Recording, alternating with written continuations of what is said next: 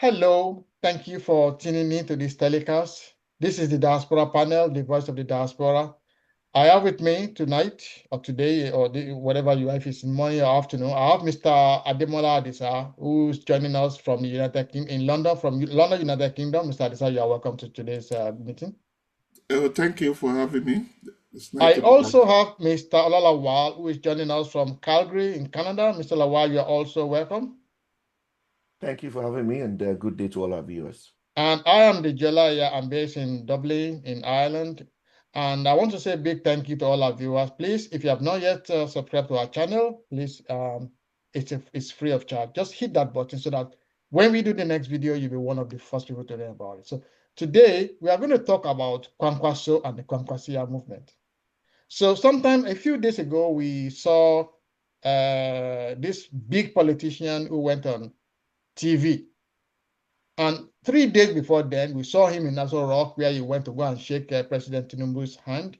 So it is believed that what he went to Nassau Rock to do, he didn't get it. Whatever it is that he went there to, a lot of people said he went there to talk to the president about joining the APC. Some people said he's looking for the vice presidential slot, but it appears like he didn't get what he wanted. So 3 days later, he came to the TV and he said that the North is being shortchanged by the President Bola Ahmed Tinubu's government. That all the developments that are happening now are happening in the South. There's nothing happening in the North. So, Demola, let me come to you first. You are the first person in the studio. Is this true, or is this a politically motivated statement? And if so, what is his motivation? What is he trying to do? Oh, thank you so much, DG. Tinubu, Quanquaso's meeting with Tinubu is long expected because of the relationship the two of them have. Everybody believes that they have a cordial relationship, and Tinubu really wants him to be working together and not against each other. However, these are politicians. Everybody have their own ambition. I believe Quanquaso is also interested in the occupying Aso Villa. Yeah. Okay. So he is very much playing a game. The two of them are playing a chess game. One thing that is certain is that Tinubu recognized the importance of Quanquaso in being with him as an asset, and he doesn't want him to be as a threat if he's not with him. So there are two things that Tinubu want to achieve. One, to bring him to his side as much as possible, and also to make sure that if he's not with him, he's not against him. The other side of it is that he is very much talking about Quanquaso. Quanquaso is very cautious. It's just like a Trojan horse that Tinubu is throwing to him. If he accepts the bait, he's very threatening that if you look at what Obasanjo did for the Southwest governors in 2003 or so, that he dared them to support him only to dump every one of them and occupy their space. It was only Tinubu that didn't buy that bait. So he may suspect that if he joined Tinubu and come to he have to collapse his structure, his movement in Kano especially. He may lose Kano to APC because he have to come along with it. And if he now lose that, then his influence is done. So if by 2027 Tinubu won and is not fulfilling that side of the arrangement, he has nowhere to go. And he was just like the Southwest governors in 2003. they will also, it will not be happy with the outcome, and it may be too late. Right. Thank you. Shupo, what do you think Quanquaso will do? Now it is apparent that he's not going to join APC. From what he has said, from his body language, do you think this man will likely join the coalition against Tinubu? Or do you think he's just trying to get those 12 million votes, bring it to himself and be the leader of the North? What do you think he's trying to do? I want you to zoom into his mind. Yeah, thank you very much. I think there are two things that we can see from Quanquaso's recent press conference, where he, delivered some form of a body blow to the APC government, calling them a government that has not done anything for the North. I think there are two narratives that are playing here. Quanquaso's new Nigeria People's Party needs a compelling narrative to grow beyond Kano. Let's, just to kind of call it out. So part of his strategy, I believe, is to capitalize on APC's northern support base, to try and see if he can peel off support from the APC. The PDP has not really acted as a proper opposition party, and they've lost, many people to the APC. So my thinking is that Quanquaso is trying to grow his NNPP base by peeling off support from the APC. And the only way he can do that, within the North, is to cast the APC as a southern party and then offer the NNPP as kind of an umbrella. I think is one strategy that I believe is playing out.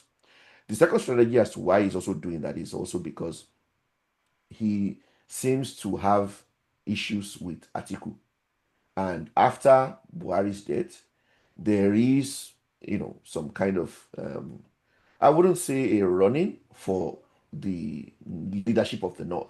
I think in Atiku's mind, he is the next Buhari, that the North should coalesce around. But I don't believe Quanquaso is ready to accept that without giving it a fight. So again, how can he accomplish that? The only way he can accomplish that is to paint the APC government, pretty much as an opposition, and then as a southern party rather, and offer the NNPP, as a broad northern party that will protect northern interests, and that northerners should coalesce around, with him being, the leader. Unfortunately, I think he didn't take a cue from his performance in the 2023 election, because I see NNPP even as a party that is not that politically relevant, probably even less relevant than APGA. At least APGA, we can argue is a regional party in the Southeast. They, won a couple of states, and they do have a fair representation across states in the Southeast. The NNPP has not been able to even perform up to that level. So I think it is a dangerous, ill-advised, and I believe, speaking prophetically, will turn out to be a disastrous strategy by Rabiu Kwankwaso. Thank you very much. Demola, so we are looking at Nigeria's political history playing out here. So now we have APC on one side, and we have PDP on the other side. Now, PDP is broken into four. Quanquaso used to be in the PDP. He started with NNPP. Peter Obi used to be with PDP. He's now out with the Labour Party. Now, we now have the coalition. Most of them are from the PDP. And we still have PDP again, which is now controlled by Wike on one side, and on Oyo State Governor, what's his name? Makinde. So we have PDP broken into four units, while APC. So let's assume that the worst thing that can ever happen is if Quanquaso goes into the coalition. Obi goes into coalition. And then we have Atiku in that coalition. Let's assume that that coalition unites with PDP to produce a candidate. Let's say they produce somebody like Obi. Do you think APC will have a problem? There's always problem. It's always how you surmount it. It's what matters. A contest, when you go for a contest, is problem in itself. So, is APC prepared to surmount or overcome that problem? Out of those three groups that you have analyzed, ADC, the PDP, and APC, the most solid group is APC. So if we are talking about the preparation for 2027 today, is the ADC or PDP cannot match what APC have on the ground for now. So if election hold today, APC will likely win with a landslide. Now, let's now analyze each one of them. ADC is just starting. And it comprises, they are building not from the grassroots, they are building from the top. And I pity people that are thinking that they are not valued. No, politically, these are people that are being battle tested. They know their organization, how to organize, even at last minute. So I can't discard them. They are very, very dangerous enemy. But did they have an edge over the other groups is another thing. Because if you are even irrespective of your caliber or whatever, if you are just building now and want to contest with people that already build the structure, will also have the same clout that you have, then it will be more difficult for you to overcome that capacity.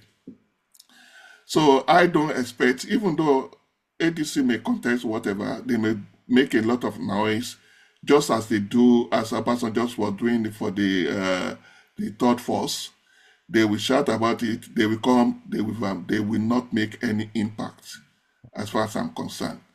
For the PDP, I'm really happy for PDP now, as of today, that they are purging themselves of the elements, the cankerworm that are destroying the party, who are leaving voluntarily to join the ADC.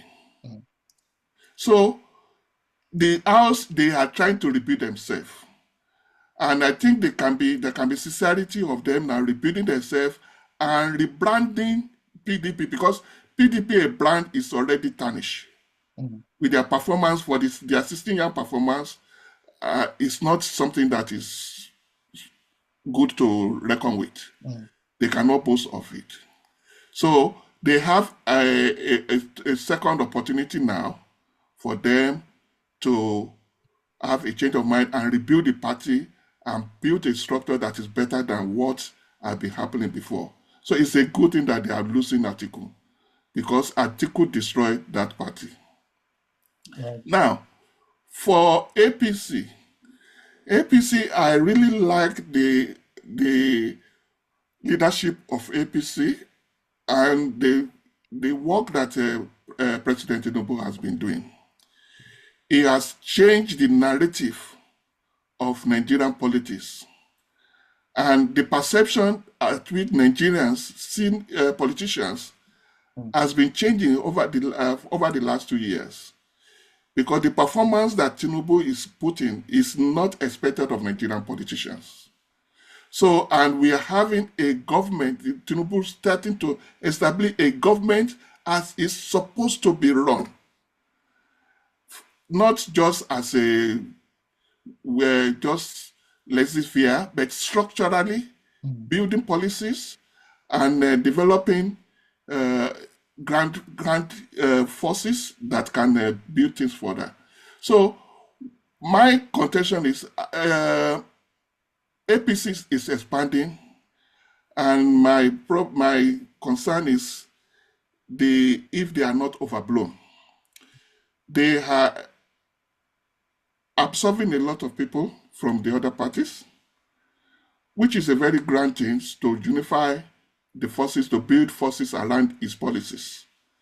And if the forces are there and it's generally acceptable, the policies will be much easier to implement. Okay. So, which is good. But they need to be cautious to manage those who are coming in as an asset and not as a liability. Thank you. Thank you very much, Demola. Shukwa, let's talk about Obi. So right now, Obi had a meeting, was in a meeting of ADC.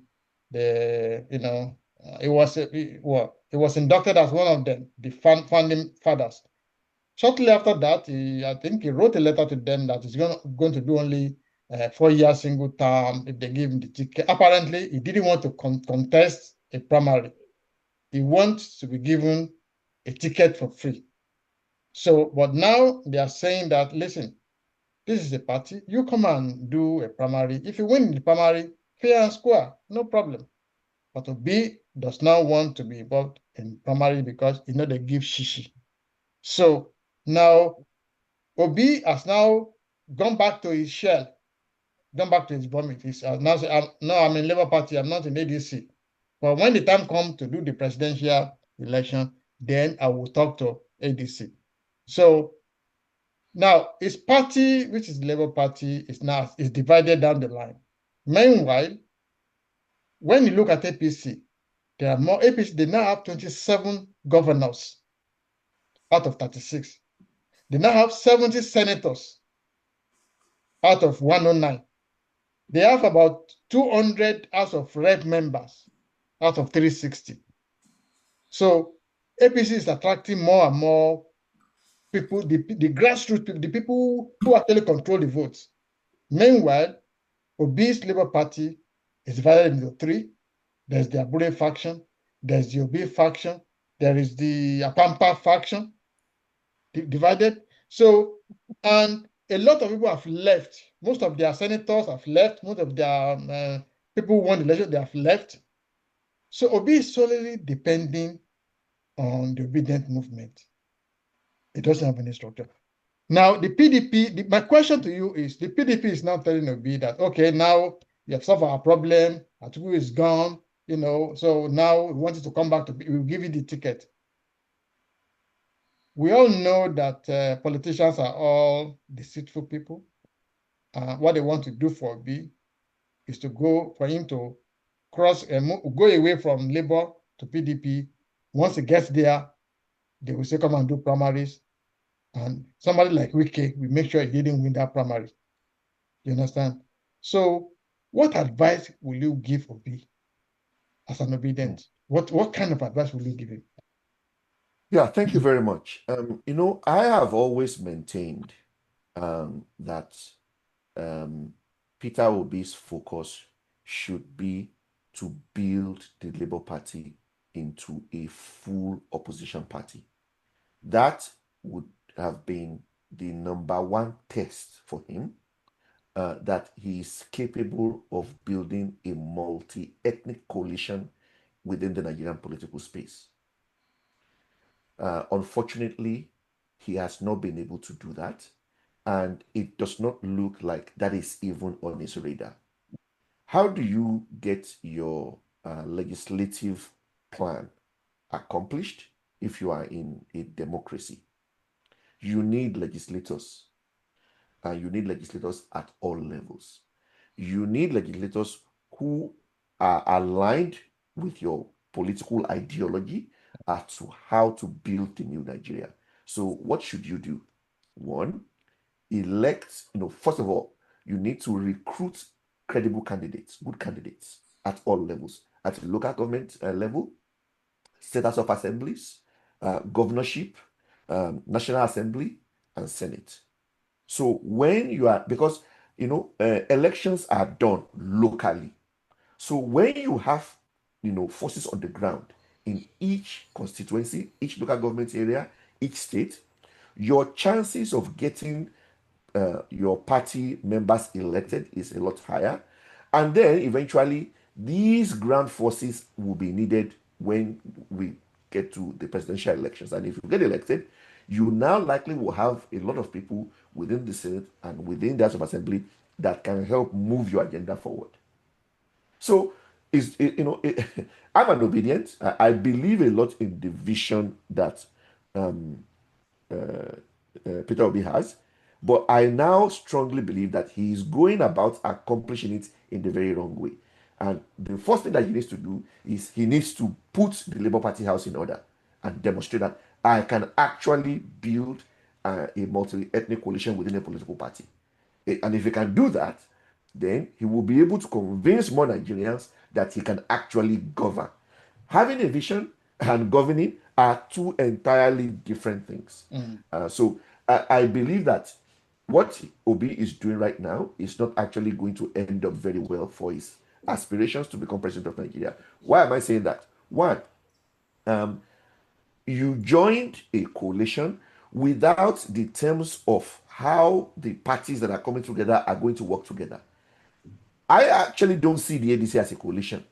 I see it as an association of disgruntled opposition, people, because the coalition that we can see in recent memory that has yielded fruit in Nigeria is the coalition between Buhari's party and Tinubu's party, and the terms were clearly defined. The two actually joined into a new political party.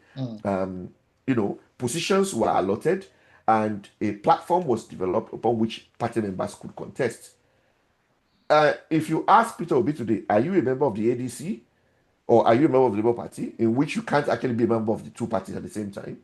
There is no clear answer.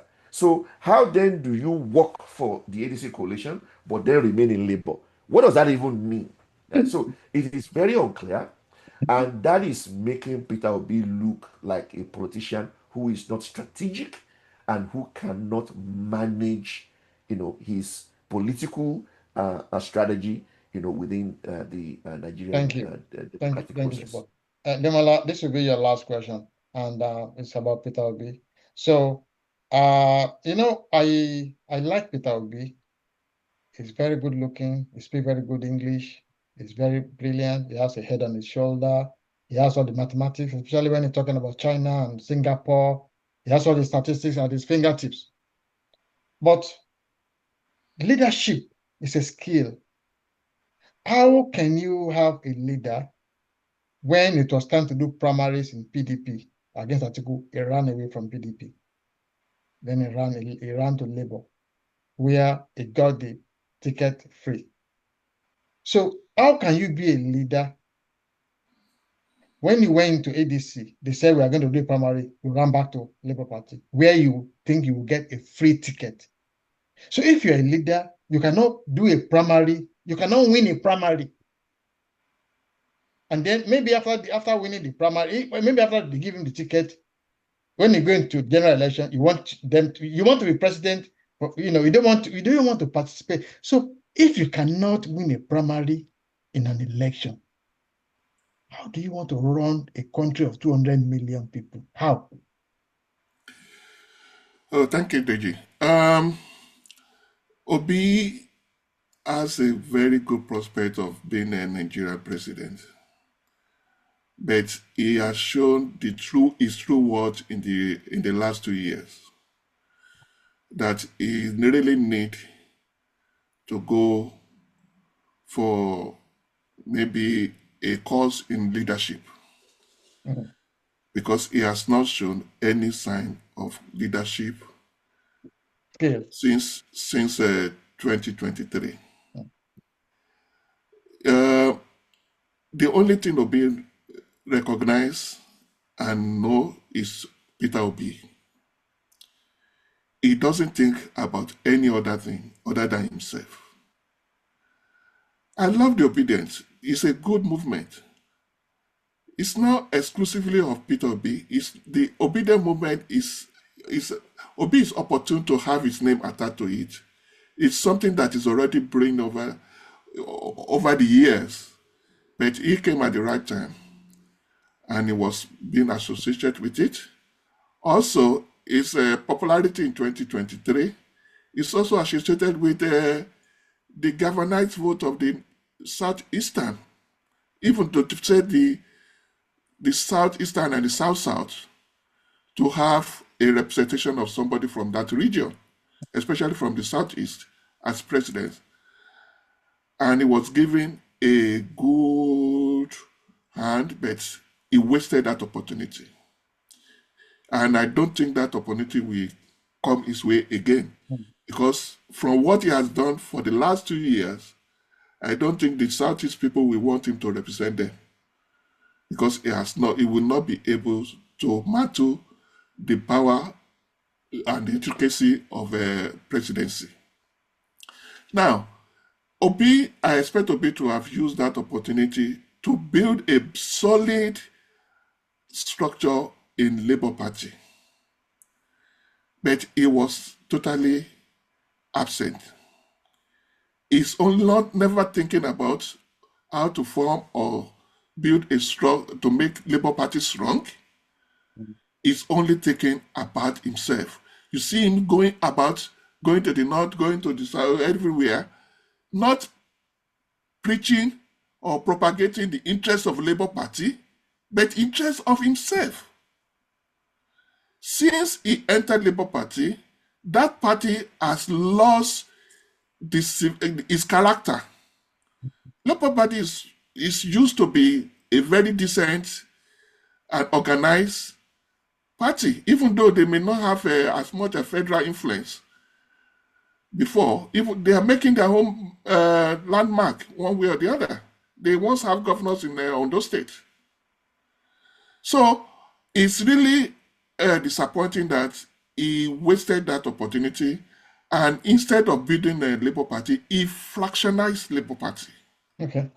No, so my question is, where is Obi?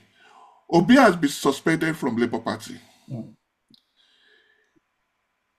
He has also he has shown his face with ADC.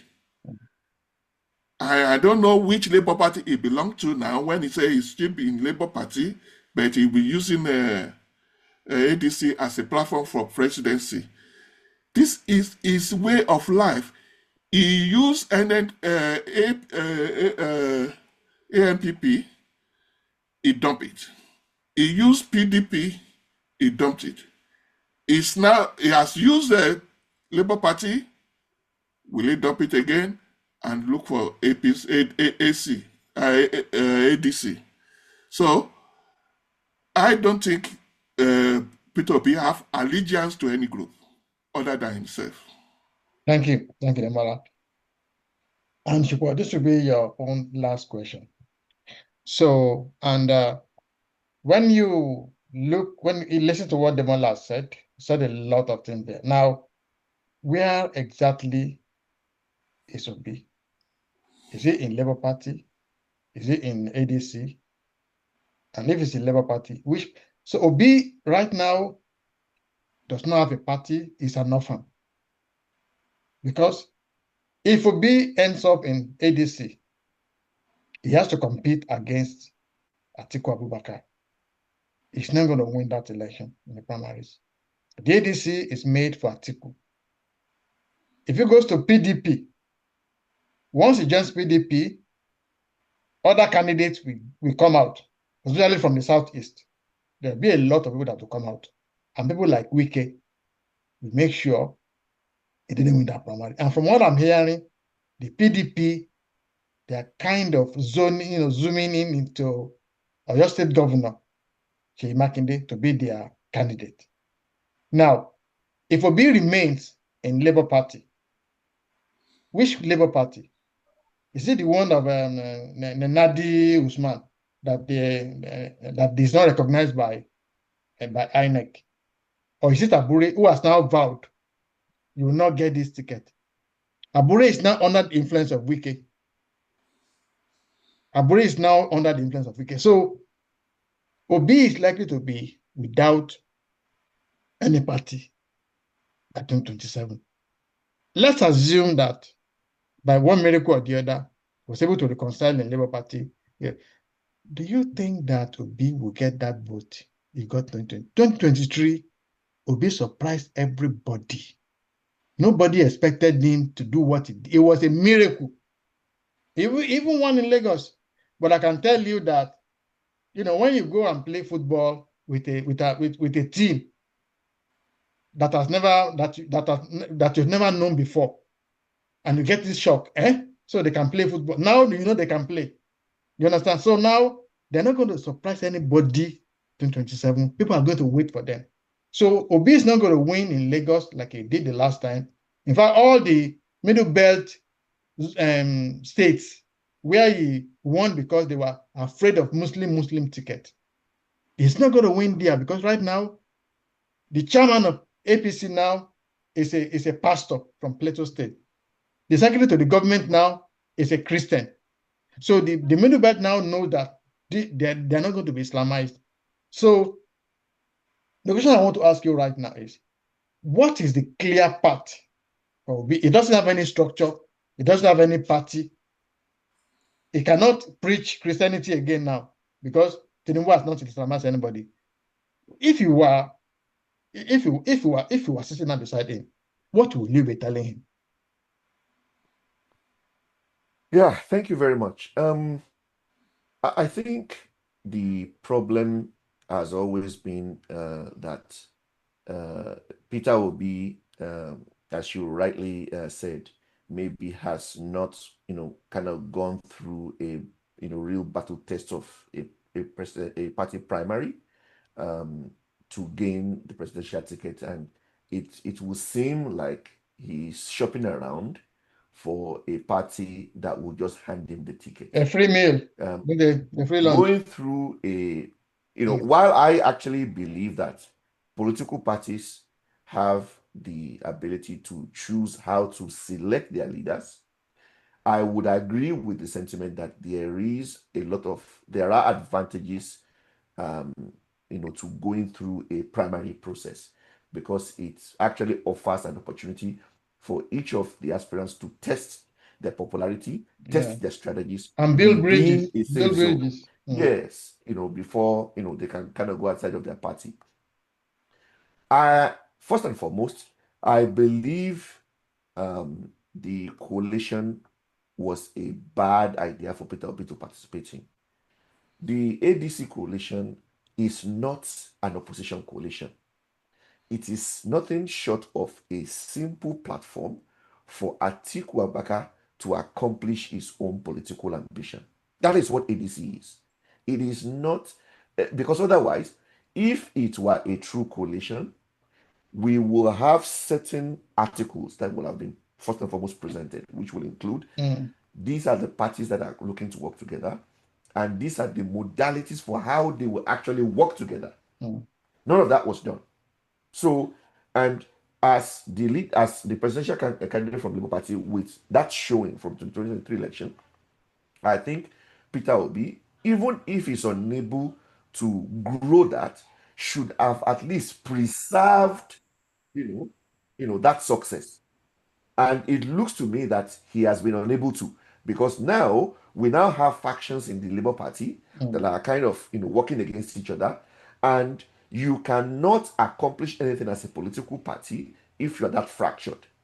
So Peter Obi's major focus now, actually, in my opinion, should be build a base within Labour Party. It doesn't mean that it may mean that you might, you may maybe even skip an election cycle. But even if Peter Obi is not elected president today, but he is able to recruit more Labour Party candidates who are winning at the local government level, who are winning across state House of Assemblies, guess what's going to happen? Peter Obi's ideology within the Labour Party will now begin to be implemented across many states, even for more Nigerians to see, and then from there you can grow. So, I as much as I will hate to admit that this is all making Peter Obi look selfish, I think the handwriting is on the wall. I mean, do I like that? I don't. I'm an obedient. I believe in the vision that he put forward in the 2023 presidential election. He is not going about it the right way. Thank you. Remaining in the Labour Party developing and growing the Labour Party, recruiting more candidates, campaigning for them, in all presidential, elections, and then working to build a broader based coalition should be his major focus. Thank you very much. Thank you very much. My opinion is that Peter Obi will make a very, very good president, and he has the crowd behind him. He has this obedient crowd behind him, but he doesn't have a structure. I will advise Peter Obi, don't contest in 2027. Wait for 2031. You have 6 years. All those things that Tinubu did for 20 years, you can copy what he did. Sit down and, help people, to become local government chairmen, to become councillors all over the country. Use those 6 years to build your structure. You can't defeat Tinubu in 2027. It's not going to happen. It's not going to happen. Nobody's going to defeat Tinubu. Tinubu has 27 governors. You're not going to defeat him. So wait your turn. Wait until 2031. Between now, 2031, you have about 6 years. Install local government chairmen, install senators, install House of Rep, install people in House of Assembly, install governors. Don't say you're not giving shishi. Put your shishi out. Put your money out. By 2031, you can contest. There is no zoning in Nigeria. In 2023, Atiku contested, Quangaso contested. In 2027, Atiku is going to contest. So it's not a matter of zoning to decide. There's no zoning. If Obi comes out in 2031, Obi will get the votes of the entire South and the Middle Belt. That is his only clear path. Obi will never get a vote in the Northwest. He will never get a vote in the North. These are Muslim enclaves. The only path you have is to clear the votes in the entire South and the Middle Belt, 24 states, including Abuja, 25. So if anybody, if you're obedient, if you're looking at this video, if you want Obi to become president, let him wait till 2031. That is, and then prepare himself. So that's where we're going to end it today. And I want to say a big thank you to Mr. Ademola Adisa, all the way from London. Thank you so much. Thank you. And to Mr. Olalawal from Canada, thank you so much for coming to today's meeting. Thank you for having me. And to all our viewers, thank you so much for viewing this telecast. Please share it so that other people can, they can also listen to it and share it to other people. And please, if you have not yet subscribed, please hit that button now. We'll see you again next Sunday. God bless you. Goodbye.